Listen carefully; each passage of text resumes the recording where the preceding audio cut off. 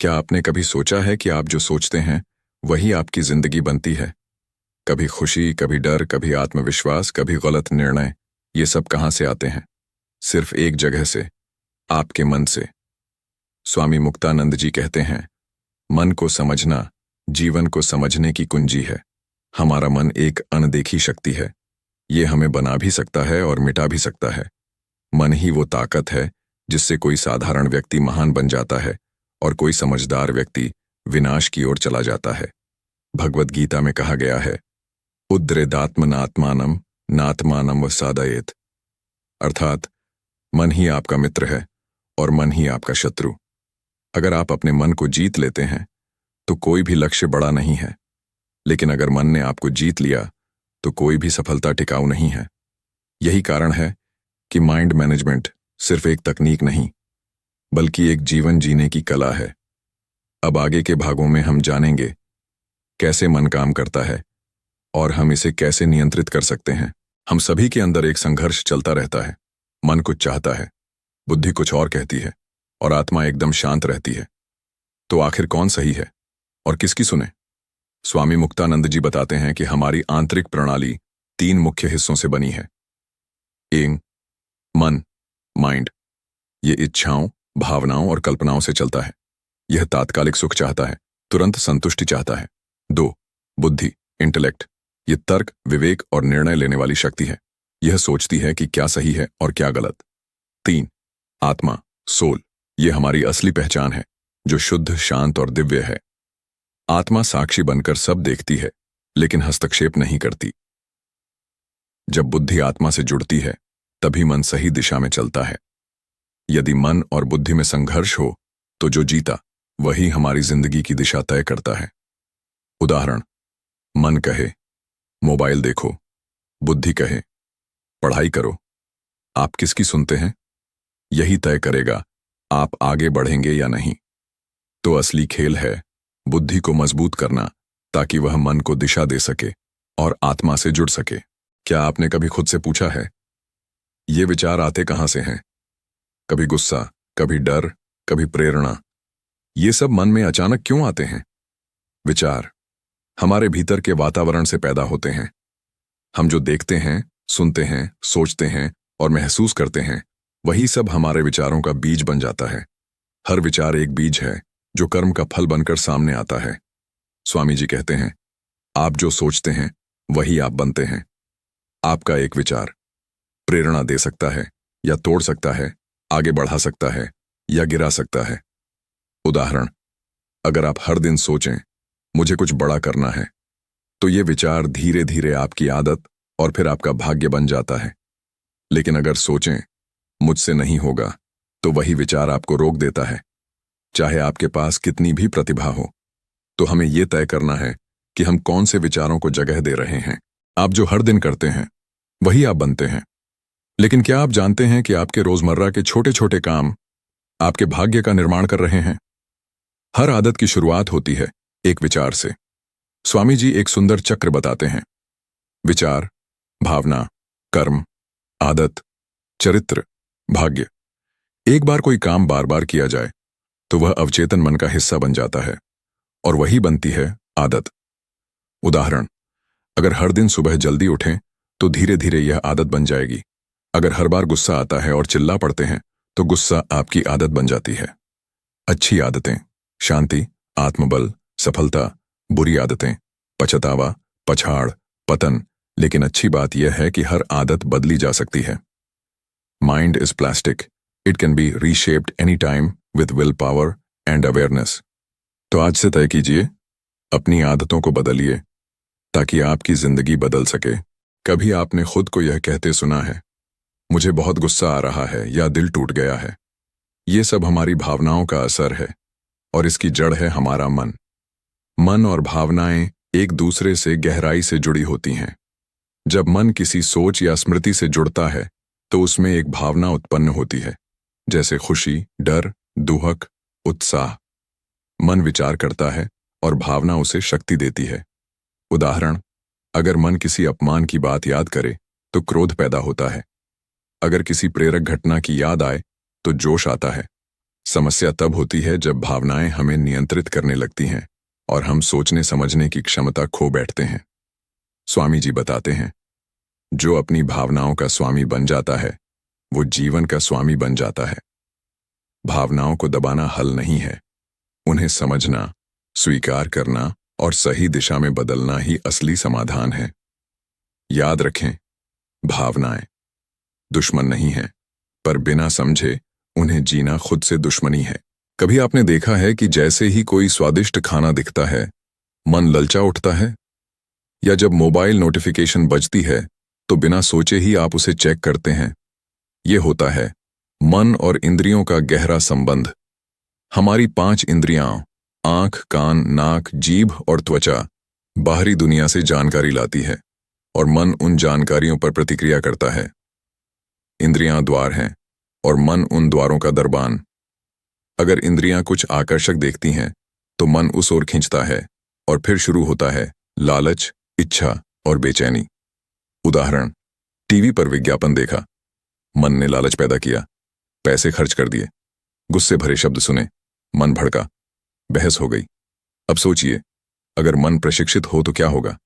वो कहेगा, रुको, सोचो, फिर निर्णय लो।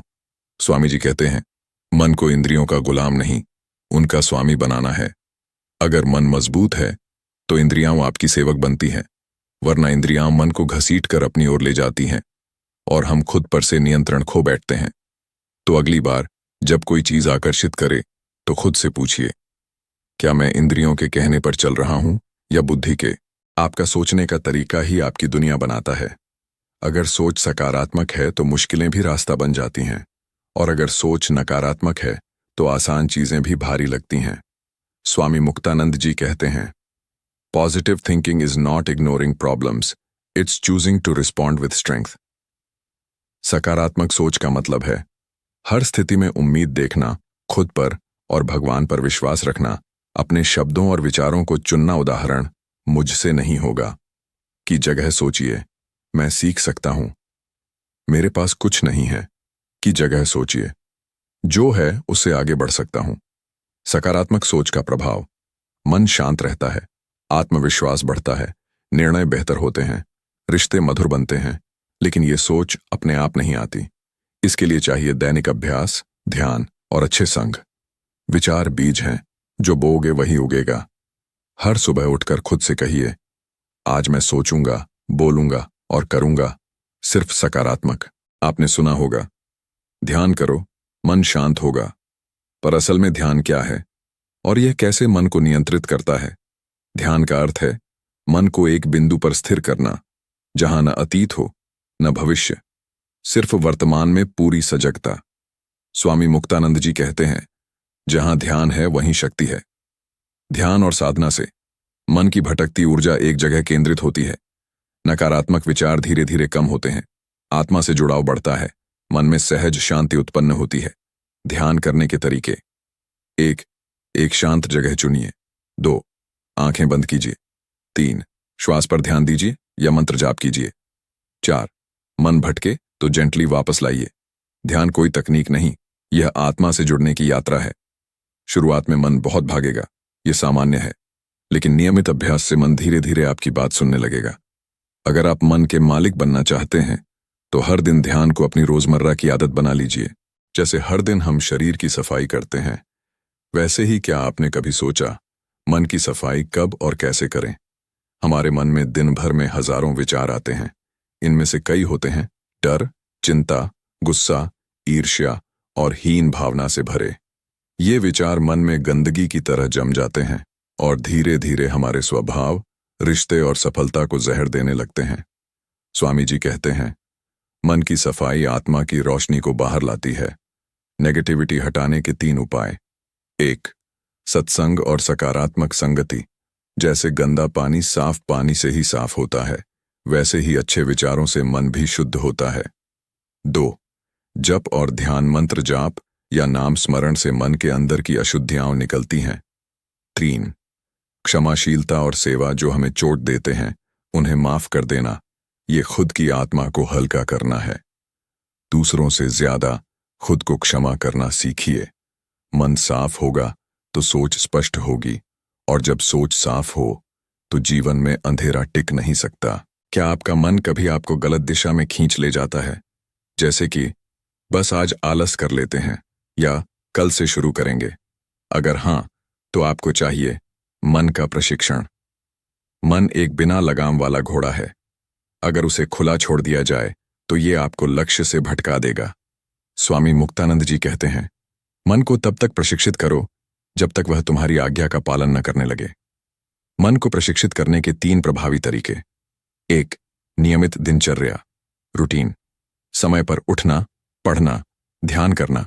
ये छोटी छोटी आदतें मन को अनुशासन सिखाती हैं। 2. विवेक आधारित निर्णय। मन कहे मजे कर लो, लेकिन बुद्धि कहे लक्ष्य याद रखो। हर बार बुद्धि की सुनना ही प्रशिक्षण है। 3. छोटे संकल्प। रोज 10 मिनट ध्यान करूंगा, एक दिन मिठाई नहीं खाऊंगा। ये छोटे जीत मन को मजबूत करते हैं।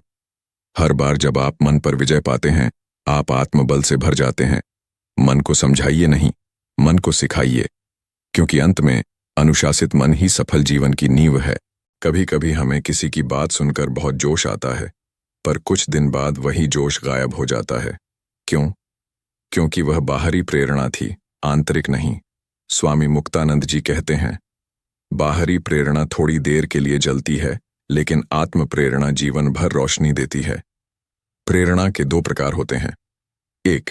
बाहरी प्रेरणा, एक्सटर्नल मोटिवेशन, कोई स्पीच, मूवी या तारीफ से मिलने वाला जोश, लेकिन ये अस्थायी होती है। 2. आत्म प्रेरणा, सेल्फ मोटिवेशन, जब आपकी आत्मा का उद्देश्य आपके मन को आगे बढ़ने के लिए प्रेरित करता है। आत्म प्रेरणा तब आती है जब लक्ष्य स्पष्ट हो, मन शांत और केंद्रित हो। आप मैं क्यों कर रहा हूं इसका जवाब जानते हो। उदाहरण, एक बच्चा दिन भर खेल सकता है क्योंकि उसे खेल में आनंद आता है, कोई उसे कहने नहीं आता। उसी तरह अगर आप अपने काम में उद्देश्य और आनंद ढूंढ लें तो प्रेरणा कभी कम नहीं होगी। जो भीतर से प्रेरित होता है उसे बाहरी तालियों की जरूरत नहीं पड़ती। हर सुबह खुद से पूछिए, मैं आज क्या ऐसा करूंगा जो मुझे अपने लक्ष्य के पास ले जाए। आप दिन भर में सबसे ज्यादा किससे बात करते हैं? माँ पापा, दोस्त? नहीं, सबसे ज्यादा बात आप खुद से करते हैं, अपने मन में। इसे कहते हैं सेल्फ टॉक, यानी आत्मसंवाद। स्वामी मुक्तानंद जी बताते हैं, जैसा आप खुद से बात करते हैं वैसा ही आप सोचते हैं और वैसा ही जीवन बनाते हैं। अब सोचिए, अगर आप रोज खुद से कहें, मैं निकम्मा हूं, मुझसे नहीं होगा, तो आपका मन भी वही मानने लगेगा। लेकिन अगर आप कहें, मैं सीख रहा हूं, मैं कोशिश करूंगा, तो मन में सकारात्मक ऊर्जा जागती है। सेल्फ टॉक का असर। आत्मविश्वास पर, निर्णय लेने की क्षमता पर, तनाव और सफलता दोनों पर सेल्फ टॉक को बदलने के उपाय। 1. नकारात्मक शब्दों को पकड़ें और उन्हें पॉजिटिव में बदलें। 2. रोज खुद से अच्छे वाक्य दोहराएं। उदाहरण, मैं शांत हूं, मैं सक्षम हूं, मैं अपने लक्ष्य की ओर बढ़ रहा हूं। आपका मन वही मानता है जो आप बार बार उससे कहते हैं। तो अगली बार जब मन में बात चले, देखिए कि वो आपको गिरा रही है या उठा रही है, क्योंकि आपकी आत्म बातचीत ही आपका भाग्य बनाती है। कई लोग बहुत बुद्धिमान होते हैं, लेकिन छोटी सी बात पर टूट जाते हैं, चिढ़ जाते हैं या रिश्ते बिगाड़ लेते हैं। क्यों? क्योंकि उनके पास है IQ पर नहीं है EQ, यानी भावनात्मक बुद्धिमत्ता। स्वामी मुक्तानंद जी कहते हैं, बुद्धिमत्ता सिर्फ ज्ञान से नहीं, भावनाओं की समझ से भी बनती है। इमोशनल इंटेलिजेंस का मतलब है अपनी और दूसरों की भावनाओं को पहचानना, उन्हें समझना और सही तरीके से प्रतिक्रिया देना। EQ के 4 मुख्य स्तंभ। 1. सेल्फ अवेयरनेस, मैं कैसा महसूस कर रहा हूं, क्यों। 2. सेल्फ रेगुलेशन, क्या मैं अपनी भावनाओं को संभाल पा रहा हूं। 3. एम्पैथी, क्या मैं दूसरों के भाव समझ पा रहा हूं। 4. रिलेशनशिप स्किल्स, क्या मैं अच्छे से संवाद कर पा रहा हूं। उदाहरण, अगर कोई आपकी आलोचना करे और आप शांति से जवाब दें, तो यह है उच्च EQ। अगर आप गुस्से या डर में निर्णय न लें, बल्कि ठंडे दिमाग से सोचें, तो आप भावनात्मक रूप से मजबूत हो रहे हैं। जिसने भावनाओं पर नियंत्रण पा लिया, वो दुनिया पर भी विजय पा सकता है। भावनाओं से भागिए नहीं, उन्हें समझिए। यही है एक परिपक्व मन की पहचान। आपने कभी सोचा है, जब पढ़ना शुरू करते हैं तभी मन मोबाइल की तरफ खींचता है, या जब कोई लक्ष्य तय करते हैं तो बीच में ही मन बहक जाता है? क्यों? क्योंकि मन की सबसे बड़ी कमजोरी है अस्थिरता। स्वामी मुक्तानंद जी कहते हैं, मन चंचल है, लेकिन अगर उसे लक्ष्य की दिशा में बांध दिया जाए तो वही सबसे बड़ी शक्ति बन जाता है। मन को केंद्रित करने के उपाय। बेन, लक्ष्य स्पष्ट हो, मन तभी फोकस करता है जब उसे मालूम हो मुझे कहां पहुंचना है। 2, विचारों को दिशा दो, बार बार खुद से कहो, मेरा उद्देश्य क्या है। जब भी ध्यान भटके उस वाक्य को दोहराओ। 3, डिस्ट्रैक्शन दूर करो, मन बहकता है तो तुरंत उसे पकड़ो, मोबाइल, सोशल मीडिया या नकारात्मक संग से दूरी बनाओ। 4, विजुअलाइजेशन करो, रोज 2 मिनट आंखें बंद करके अपने लक्ष्य की कल्पना करो, जैसे वो पहले से ही हासिल हो चुका हो। अगर आप मन को केंद्रित करना सीख लें तो आप असंभव को भी संभव बना सकते हैं। मन का चंचल होना स्वाभाविक है, पर मन को लक्ष्य पर टिकाना साधना है, और सफलता उसी में है। हमने कई बार सुना है, अपने भीतर झांको, पर क्या कभी आपने यह सोचा कि भीतर तक पहुंचने का रास्ता कहां से जाता है? उसका रास्ता है मन के माध्यम से आत्मा तक पहुंचना। स्वामी मुक्तानंद जी बताते हैं, मन एक सेतु है शरीर और आत्मा के बीच। जब मन बाहरी इच्छाओं में उलझा रहता है तो हम आत्मा से कट जाते हैं, लेकिन जब मन अंतर्मुखी होता है, ध्यान में, साधना में, तब हम आत्मा के साक्षात्कार के करीब पहुंचते हैं। आत्मा से जुड़ने के लिए चाहिए 1, मन को शांत करना ताकि आत्मा की आवाज सुनाई दे सके। 2, सत्संग और साधना जो मन को उच्च विचारों की ओर मोड़ते हैं। 3, स्वध्यान, सेल्फ रिफ्लेक्शन, मैं कौन हूं, मैं क्यों हूं? ऐसे प्रश्न आत्मा से संपर्क करवाते हैं। जब मन बाहर से भीतर की ओर मुड़ता है तभी आत्मा का दर्शन होता है। इस जुड़ाव से जो शांति, आनंद और आत्मबल मिलता है वो किसी बाहरी चीज से नहीं मिल सकता। मन को साधो, क्योंकि वही तुम्हें ईश्वर और अपने सच्चे रूप तक ले जा सकता है। क्या सिर्फ पूजा पाठ से आध्यात्मिक बना जा सकता है? नहीं। आध्यात्मिकता एक जीवन जीने का तरीका है, जहां हर सोच, हर कर्म, हर संबंध में आत्मिक चेतना जुड़ी होती है। स्वामी मुक्तानंद जी कहते हैं, आध्यात्मिकता का अर्थ है हर क्षण परमात्मा की याद में जीना। जब जीवन आध्यात्मिक दिशा में होता है तो मन अपने आप अनुशासित, शांत और सेवा भाव से भर जाता है। आध्यात्मिक जीवन शैली के 5 मुख्य तत्व। 1, सत्संग, अच्छे विचारों से संगति। साधना, ध्यान, जप, प्रार्थना। 3, सेवा, बिना स्वार्थ किसी की मदद करना। 4, संयम, खाने, बोलने और सोचने में संतुलन। 5, स्वधर्म, अपने कर्तव्यों को ईश्वर को समर्पित करना। जब हम इन बातों को रोजमर्रा की जिंदगी में शामिल करते हैं तो मन में एक आंतरिक शक्ति का जन्म होता है जो हमें भटकने नहीं देती। आध्यात्मिकता कोई अलग रास्ता नहीं, बल्कि वही रास्ता है जो आत्मा से जोड़ता है। मन को जीतने का सबसे सरल और सुंदर तरीका है जीवन को आध्यात्मिक बनाना। क्या आपने कभी बिना किसी लालच के किसी की मदद की है? अगर हां, तो आपने महसूस किया होगा एक अनकहा आनंद, एक गहराई से उठती हुई शांति। यह है सेवा और समर्पण की शक्ति। स्वामी मुक्तानंद जी कहते हैं, जो व्यक्ति सेवा करता है उसका मन स्वयं ही शुद्ध हो जाता है। सेवा का मतलब है अपने स्वार्थ से ऊपर उठकर किसी के लिए कुछ करना, और समर्पण का अर्थ है अपने कार्य, अपनी भावना और अपने जीवन को ईश्वर को अर्पित करना। इन दोनों से मन की अशुद्धियां, जैसे अहंकार, ईर्ष्या, लालच, धीरे धीरे मिटती हैं। सेवा और समर्पण के लाभ, मन में विनम्रता आती है, सोच सकारात्मक होती है, आत्मा के साथ जुड़ाव गहरा होता है, दूसरों का दुख देखकर करुणा जगती है। उदाहरण, जब आप किसी गरीब को खाना देते हैं या अपने घर में बिना कहे मदद करते हैं तो आपके मन में हल्कापन और संतोष आता है। सेवा से मन निर्मल होता है और समर्पण से वह दिव्य बनता है। अगर आप सच में मन की गहराई से शांति पाना चाहते हैं तो सेवा कीजिए और जीवन को समर्पण बनाइए। कई बार हम अपनों से बहुत प्रेम करते हैं, फिर भी झगड़ा हो जाता है। कभी कभी छोटी बातें रिश्तों को तोड़ देती हैं। ऐसा क्यों होता है? क्योंकि हमारे मन की असंतुलित स्थिति रिश्तों को प्रभावित करती है। स्वामी मुक्तानंद जी बताते हैं, रिश्ते बाहर नहीं, पहले मन के भीतर सुधरते हैं। जब मन अहंकार से भरा हो तो रिश्तों में टकराव होता है, सहनशील ना हो तो छोटी बातों पर गुस्सा आता है, संदेह और तुलना करे तो प्रेम समाप्त हो जाता है।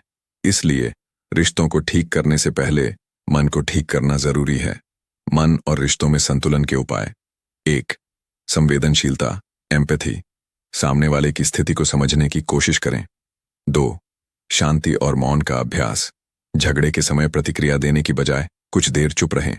3. माफ करने की शक्ति, मन को कहें, मुझे शांति चाहिए, सही साबित होना नहीं। 4. प्रेम का अभ्यास, प्रेम सिर्फ भावना नहीं, दैनिक अभ्यास है, जैसे विनम्रता, सहनशीलता, आदर। रिश्तों में जीतने की कोशिश मत करो, वहां बस जुड़ने की जरूरत होती है। जब मन शांत और समझदार होता है तो रिश्ते मजबूत और मधुर बनते हैं। क्या मन को केवल ध्यान के समय संभालना चाहिए? नहीं, मन का प्रबंधन एक पूरा दिन का अभ्यास है, हर क्षण, हर क्रिया में।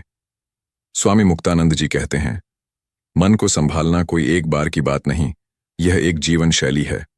यहां जानिए, सुबह से रात तक मन प्रबंधन कैसे करें। सुबह, दिन की शुरुआत प्रार्थना या ध्यान से करें। सकारात्मक सेल्फ टॉक, आज का दिन मेरा है, मैं शांत और जागरूक रहूंगा। दोपहर, काम करते समय एकाग्रता बनाए रखें, दूसरों से विनम्रता से संवाद करें। अपने मन को बीच बीच में पॉज दें, 1 मिनट मौन में जाएं। शाम, दिन भर में हुई बातों पर स्मरण और समीक्षा करें। अगर कोई नकारात्मक अनुभव हुआ हो तो उसे समझें, दबाए नहीं, कोई एक छोटी सेवा का कार्य करें। रात, दिन के लिए ईश्वर को धन्यवाद दें। सोने से पहले 2 मिनट ध्यान करें या कोई सकारात्मक पुस्तक पढ़ें। जिसने दिन भर मन को जागरूक रखा वही सच्चा साधक है। हर दिन थोड़ा थोड़ा मन का प्रशिक्षण लंबे समय में एक बड़ा आंतरिक परिवर्तन लाता है। मन को संभालना सुबह का काम नहीं, यह हर पल की साधना है। दुनिया कहती है, पैसा कमाओ, नाम बनाओ, ऊंचाई तक पहुंचो, यही सफलता है। लेकिन अगर इन सब के बावजूद मन बेचैन, दुखी और भ्रमित है, तो क्या वह व्यक्ति सफल कहलाएगा? स्वामी मुक्तानंद जी कहते हैं, जो अपने मन को जीत लेता है वही सच्चा विजेता है। सफलता केवल बाहरी उपलब्धियों का नाम नहीं, बल्कि एक आंतरिक स्थिति है, जहां मन शांत हो, भावनाएं संतुलित हों और आत्मा से जुड़ाव हो। मन पर विजय क्यों जरूरी है? क्योंकि मन ही हमारी सोच, निर्णय और कर्मों को चलाता है। क्योंकि मन ही रिश्तों, भावनाओं और लक्ष्य को प्रभावित करता है। और क्योंकि मन ही हमें सुख या दुख का अनुभव कराता है। यदि मन भ्रमित है तो कोई सफलता टिकती नहीं। यदि मन स्थिर है तो हर चुनौती अवसर बन जाती है। बाहर की दुनिया बदलने से पहले भीतर की दुनिया को जीतना जरूरी है। मन पर विजय पाने वाला शांत रहता है, चाहे परिस्थिति कैसी भी हो, जागरूक रहता है, चाहे भावनाएं कैसी भी हों, और प्रेममय रहता है, चाहे लोग जैसे भी हों। माइंड मैनेजमेंट कोई किताब नहीं, ये जीवन का मार्ग है। जिसने मन को साध लिया उसने खुद को पा लिया। अब आप तैयार हैं अपने जीवन को मन की शक्ति से नया रूप देने के लिए। मैं आशा करता हूं ये समरी आप सभी को पसंद आई होगी। मिलते हैं और किसी दूसरे बुक समरी में, तब तक अलविदा।